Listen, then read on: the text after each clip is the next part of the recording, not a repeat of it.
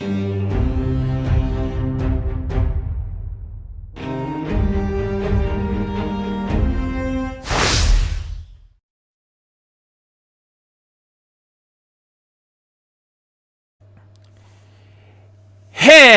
all you Wookiee Warriors, how you guys doing?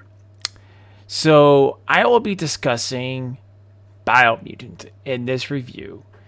We had just wrapped it up today, and there's some points I want to make and some things I want to point out, and then I'll give my final score at the end of the video. So let's start off with the good. First off, I love how the character creator, you are able to customize your character, where you can't, depending on what your stats you gravitate towards, is how your character is going to look. So if you want to make more of an agile, strength character, you can do so.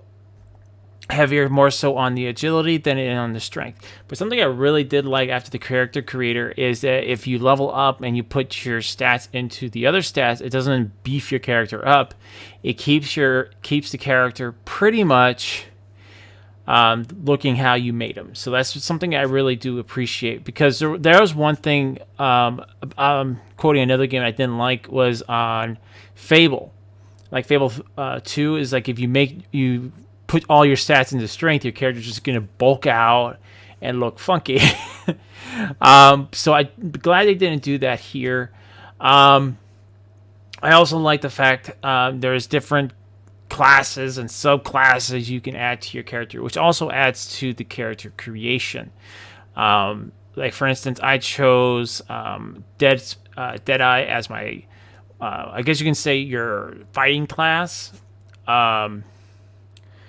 I also chose, I think it breaks down to like biometrics. I just don't remember my full, like everything I chose. But I like the fact that you get those multiple options that adds to the look of your character and make them how you want to look. The fact that you can create, change the color. I end up going like full on red, pretty much, except for like a few areas. It's really in depth. I was really surprised at how in depth the character creator was.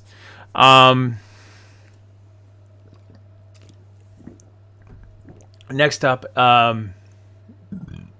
excuse me. The environment. The environment is absolutely breathtaking, beautiful. I mean, you look at the map, you can tell it's just a one section, but it is a giant map, and it's broken up into various areas. Like, you have beautiful, lush environments, and then it goes right to cold. Then it goes to a cold environment, then a really hot environment, and then there's sections that are like radioactive or biohazard active. I can't remember the other one. Apoxia. That's the one I'm trying to. Now I just remembered. Then there's apoxia, which which is like, I like to think it's like you can't breathe. But there's that stat as well. So it does add a certain area, because I remember exploring those. I'm like, I can do this.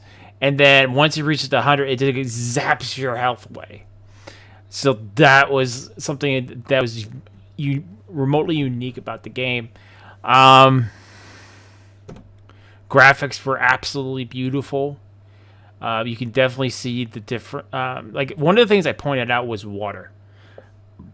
Not like the water on the streams, even though those look absolutely beautiful. The colors were right there. Blue mixed with the white. Very transparent. But I was talking about the rain. And I always look at the rain when I'm playing video games nowadays, is because I've run into some bad rain effects. The biggest one I can point out is Mass Effect Andromeda. I hate keep on bringing the Mass Effect Andromeda up, but it has so many things you can draw from, and sometimes not in the best of ways. But like the water would hit the character, it wouldn't even drip down. It would just bubble on. Like every droplet would just stick to the character and then fade away. It just looked like bubble wrapping on your character. It was ridiculous. But I like how, like, when it rains, your character's fur gets wet and it shows. You can, if you look at the rocks when it's raining, it actually shows that it's streaming off the running off the rocks. So I really do appreciate the attention to detail in this game. There's a lot of detail, a lot of love in this game. Combat is relatively simplistic. Like, you can go probably through the whole game using one weapon. And there is a variety of different weapons you can create in this game. You can make, as you see in the picture right there, you can create this. You start out this giant katana. You can pretty much stick with something like that throughout the whole game, or you can improve on that design to make it stronger. I personally went with a kind of a much better weapon, which is the Mongol sword, which is the fire kind of, I guess you can say, katana. You actually can make it a genuine, an actual katana, but I haven't really seen too many weapon parts that support that make it a very powerful weapon.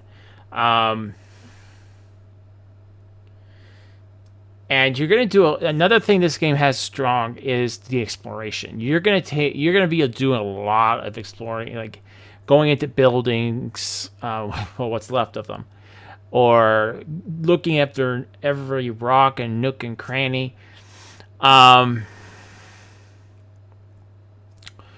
But looking for those armor pieces, those hats, which I found like a crap ton of hats and not a lot of chest, like rest of the armor. I found way too many hats. Eventually ended up working on making my character look how I wanted them to look, but I kind of just wish there was a way that you could actually just craft. Oh, I think you can craft. You have to go to a certain blimp to do it, but I wish we could just grab materials and just craft it to whatever our specifications. So it ends up being more like a samurai playthrough, as I should have changed it, but that's another thing I wanted to point out is a lot of people, when they look at the character, they say raccoon, or they say squirrel, or an ottsel. When I look at the character, I see a cat. I'm sorry, that's what I see. Is I see a cat.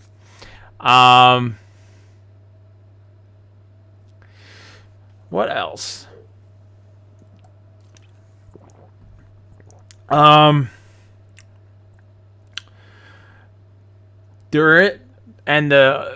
good thing is there's a lot you can do in this game.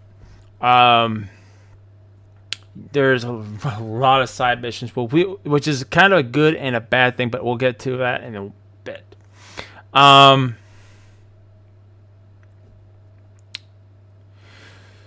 There's also collectibles, which we'll get to in a minute. There is not really any. Well, we'll get to that. I'm going to put that as a kind of a negative. There's also other main missions you can do. There's also good and evil choices, but we'll get to that. It's also a negative. But I'll get to that. The negatives in a minute. It's a positive yet a negative. The mounts are absolutely fun. There's such a variety of mounts, and it looks like once you befriend one, they're there forever. You don't have to constantly feed them fruit. I think one of my favorite mounts is the Majut. I think it's called Majut, the big purple horse, because you also get a mechanical one, which kind of reminds me of Onimusha.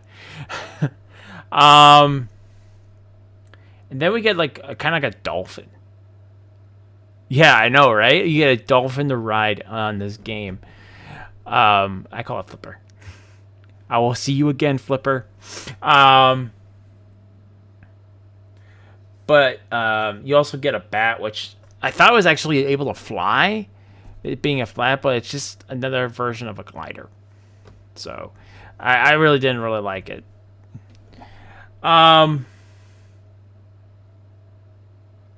There's also monster hunts you can go on. Although once you complete the side mission for that, there's really no point to doing that unless you're going and doing all the vaults.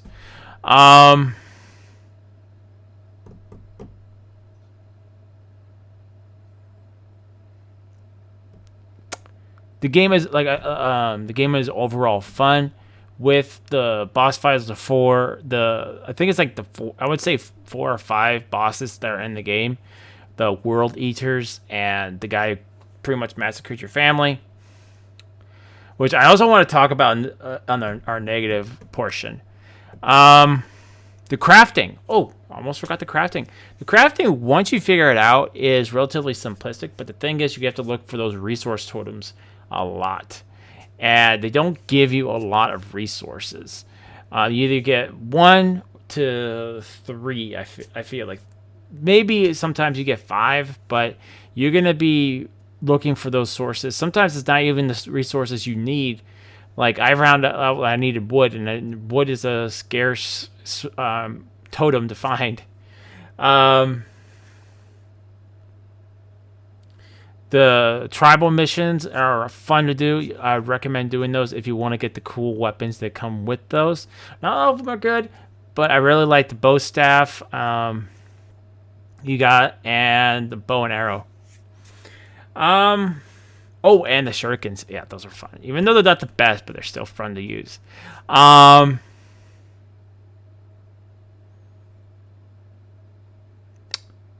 think that's pretty much it as far as the positive goes.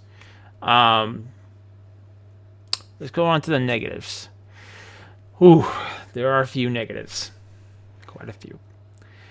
But it's not gonna change my score from what I did on my live stream, but I am gonna mention them here on the review because this is a review and that's what I gotta do. So first negative, there are glitches in the game. One of the glitches I found first was when I was gliding and I hit a rock and I just ended up getting absolutely stuck. And it shouldn't have gotten stuck because I don't know how, like I hit a branch or something and knocked me into this crevice and I couldn't get out of it, so I had to reload. So that's the nice thing, is there is a fair autosave mechanic, but still it was really buggy and I wanted to mention that in the video.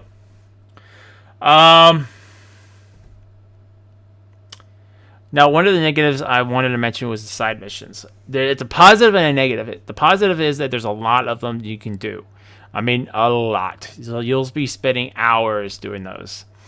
The negative is that they are going to feel a lot like fetch quests. Yeah, like you have to go and solve all these puzzles. Well, you have to go. You don't just explore and find them. It tells you exactly where they are. So you have to do all these. There's really no big reward except for you get a component and you get some XP. So if you're looking to level up, that's a good way to do it. Hang on. I made sure I had water for this review because I knew my mouth was going to get dry. But there's just so many of them you have to do, and it gets kind of redundant. Like, it was just like, okay, go here. Okay.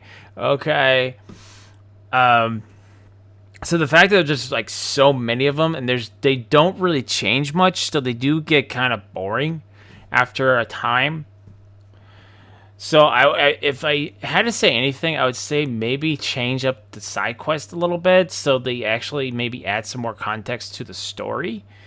But aside from that, it's not like it's a terrible thing for the game. I'm just saying it could be better. And one of the side quests was bugged for me. It told me it was called the sludge tanker. Now, all the information I found on it says that you have to open the tanker, then it's going to pour tar or oil, whatever you want to call it, black sludge, into this pit, which raises the platforms. You go through the platforms, it leads you into a tunnel, and you go to the end of the tunnel, and there's a puzzle. I did that puzzle, and yet the thing still said I didn't complete it. So that mission was bugged, and that definitely needs to be fixed.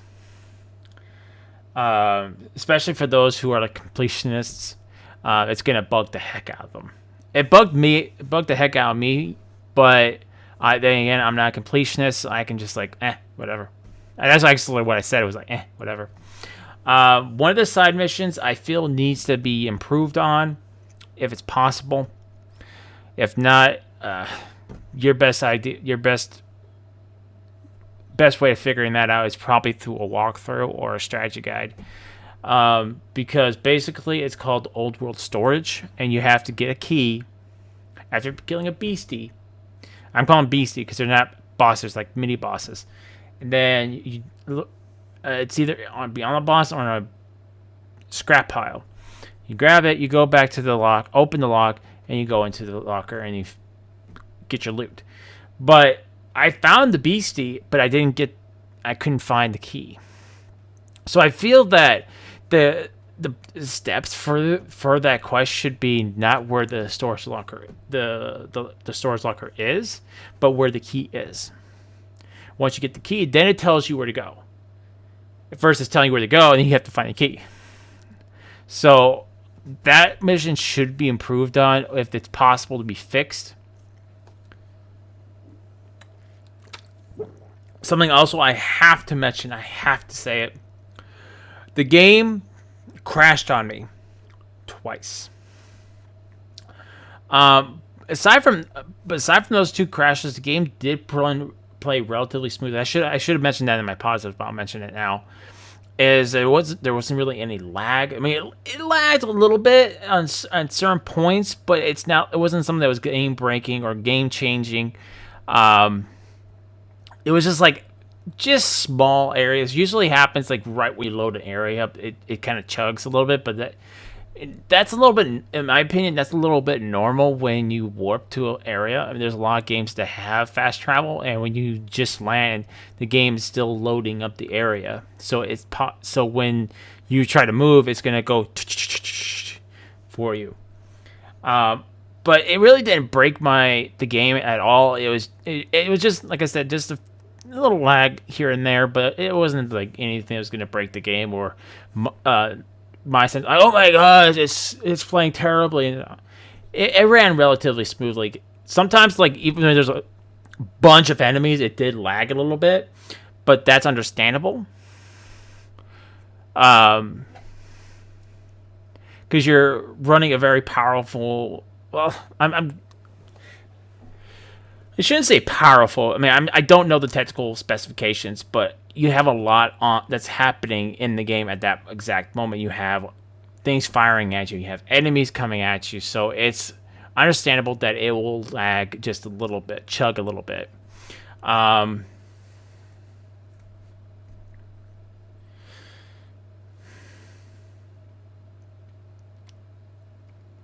to think what other negatives I can bring up to the table. Let's see, crashing. I already talked about the glitch. There is one glitch I personally did not run into, but a buddy of mine did. Some of you guys might have seen him in stream. Dynamite Dom told me that the globes would say that it wasn't finished, and no matter how many times he solved it, it just wouldn't finish. Sounds very similar to something I ran into. Was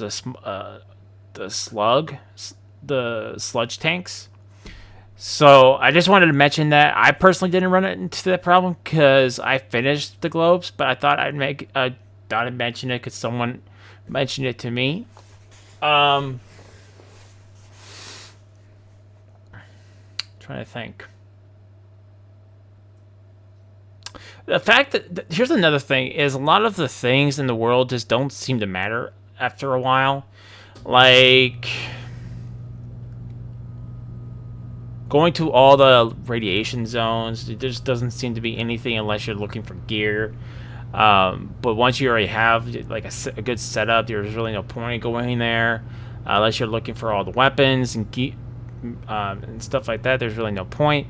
The only ones I would say, like as far as slime missions go, the only ones that would be good to do are ones that give you weapons or gives you a mount, which I did not do all the ones that have give you a mount or an upgrade. Trying to think. What other negative?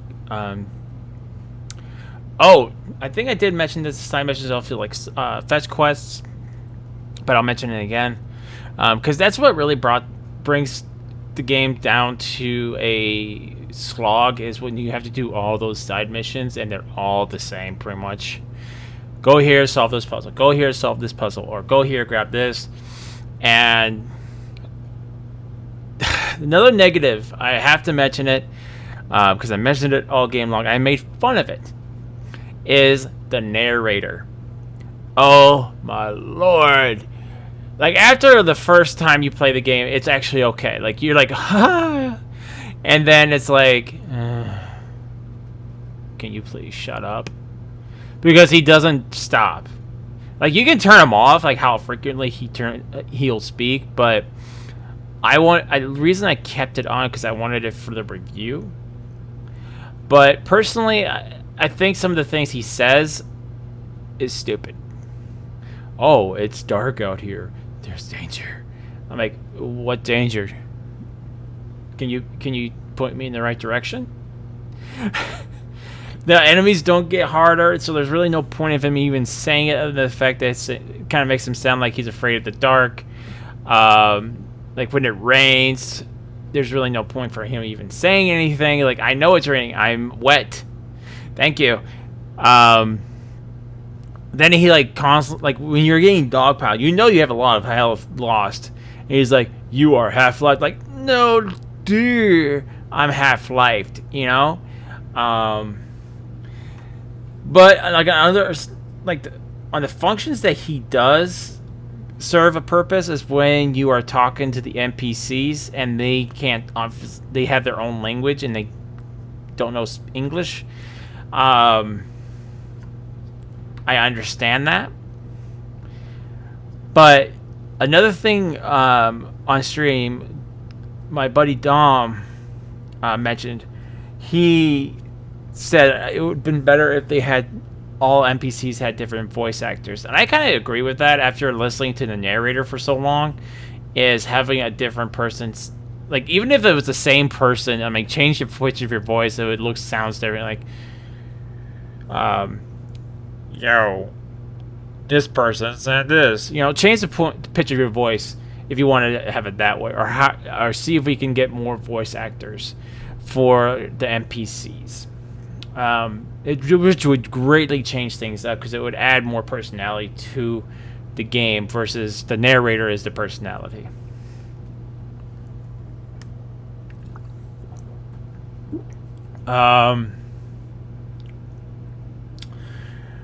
Positive and negative for this one is your conscience, as I'm going to call them.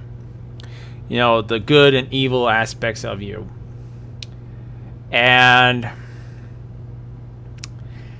at first they're cute, they're funny, and then they start getting downright annoying. And it doesn't seem like there's like a massive weight. Basically all you're doing is choosing good to get the points that are good.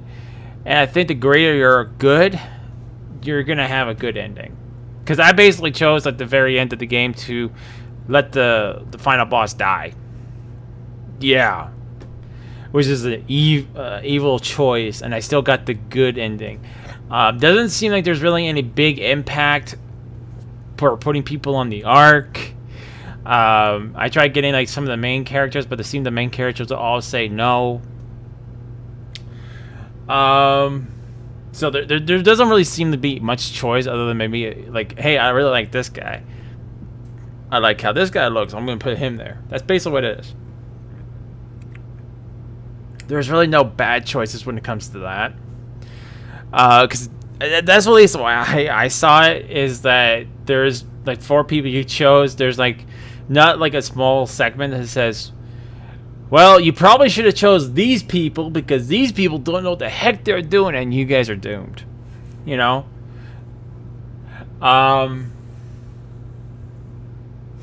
So that was another thing that could have been improved on.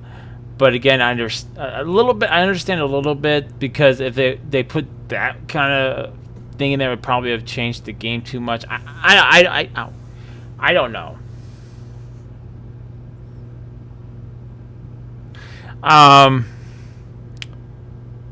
But it just seems like more like the higher your good is, no matter what you choose, it's gonna be the good ending. Doesn't really seem like the world has much like if you don't do this, the world's gonna end. If you do this before this, the world will end. You know, it doesn't have that bearing on the game. I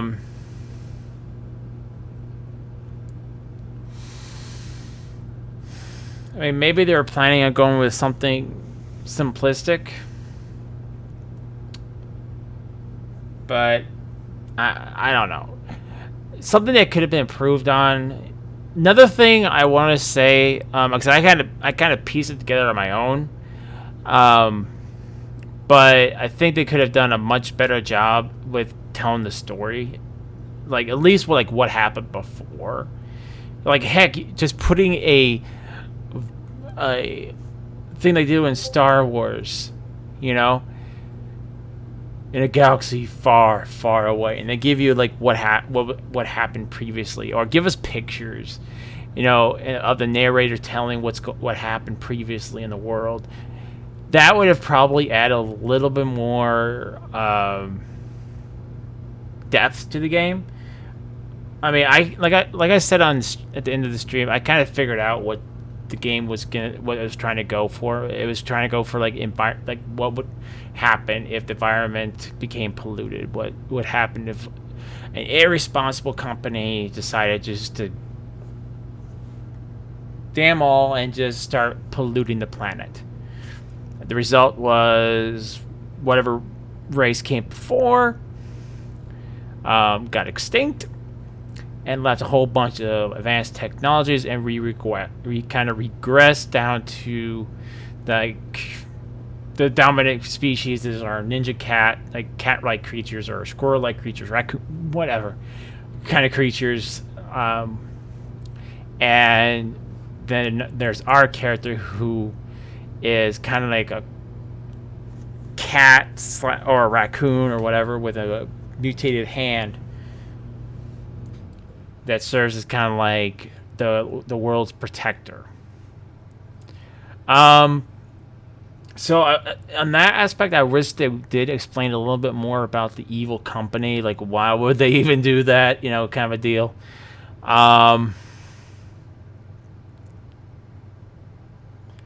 That's something that could have been explained better. But, you know, it's not like it's hidden in the game permanently. Like, if you can pretty much figure out what was going on and what they were doing. But overall, the game is really fun. Especially if you're looking for a game that's relaxing, because I'll admit I was 100% relaxed in this game.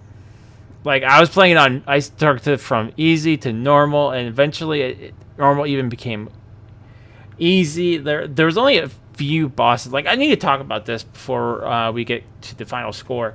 I liked fighting the World Eaters. I really did.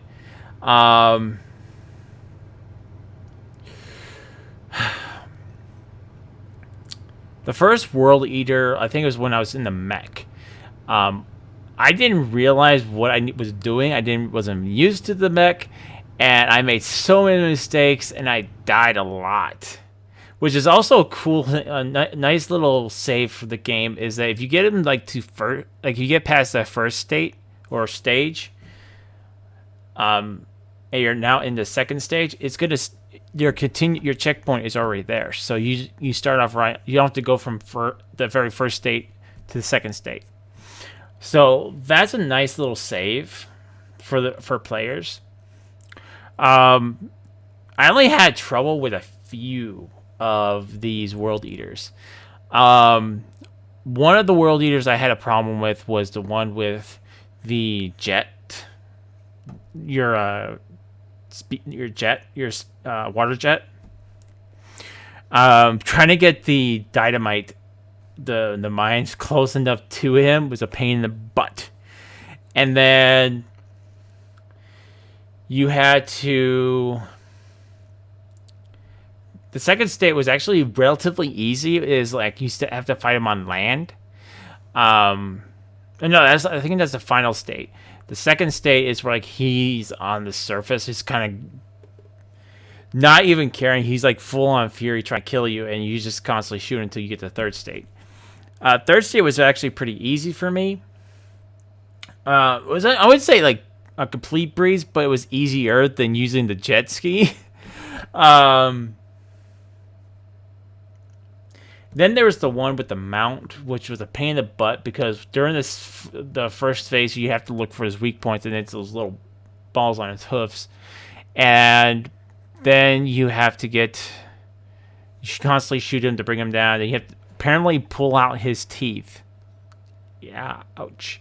Then he grows a fin which shoots at you. Then you have to try to dodge that, and then you're constantly just shooting his warts on his feet, which is where you do the most damage. And you're constantly like trying to trip him. You're trying to knock him down so you can get some damage in. I found using a biohazard gun was the best for that one. I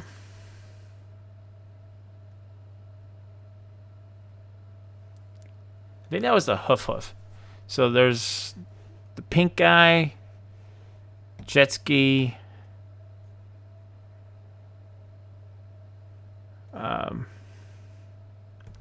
I can't remember what the third one was. But the other one, the last one I did was actually the easiest in the whole game. It was the turtle one.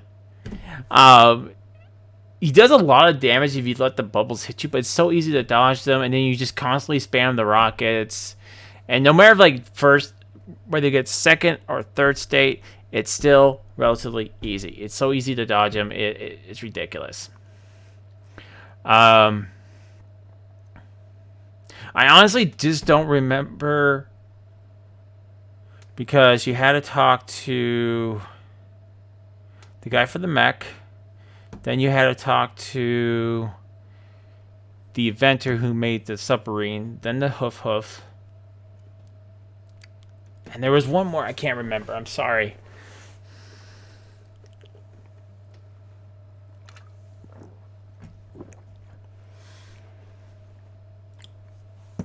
I think it was the pink guy. I honestly don't remember. I'm sorry.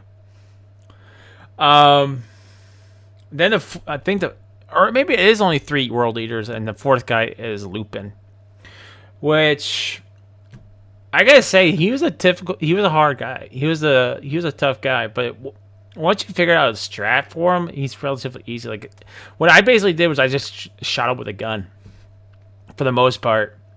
That's about it. I think I've covered pretty much everything I personally noticed. If there's a few points I missed, I do apologize. What would I give my final rating for this game? Well, with everything I've mentioned, the good and the negatives, I still would give this game an 8 out of 10. I based my rating on enjoyment.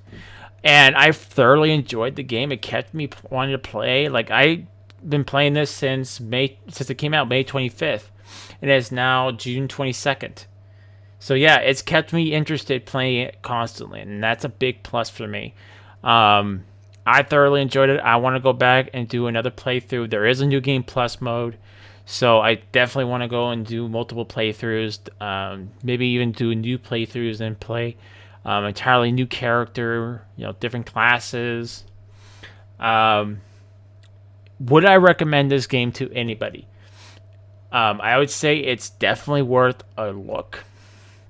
But I would say this game would probably appeal to those who are more into like the open world exploration and easygoing combat. I mean, this game is really relaxed in terms of difficulty on combat.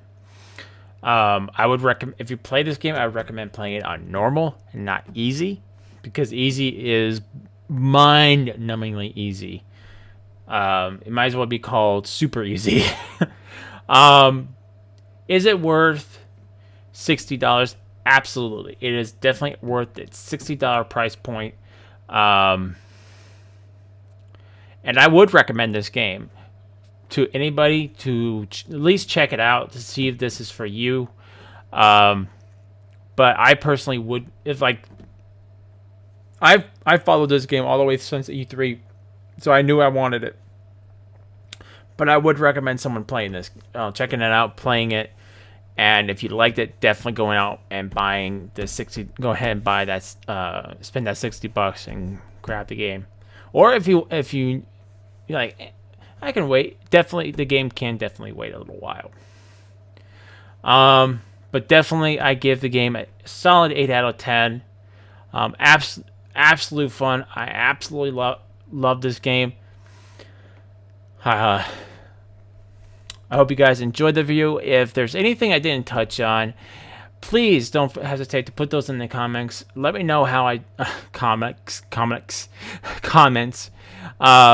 Let me know how I did. Did you guys enjoy the video? Did you guys agree with the points of the review?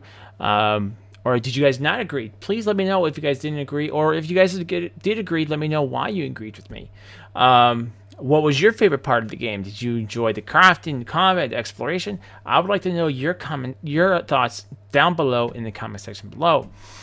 Also, if you guys liked this video, go ahead and give this video a like. If you did not enjoy the video, that's okay. Please let me know why you didn't enjoy the video. Also, guys, if you guys are new to the channel, don't forget to hit that subscribe button. I try to get videos, and I also stream pretty much every single day. Hope you guys are all having a Wookiee'Tastic day, and I'll see you all on our next adventure. Till next time, see ya!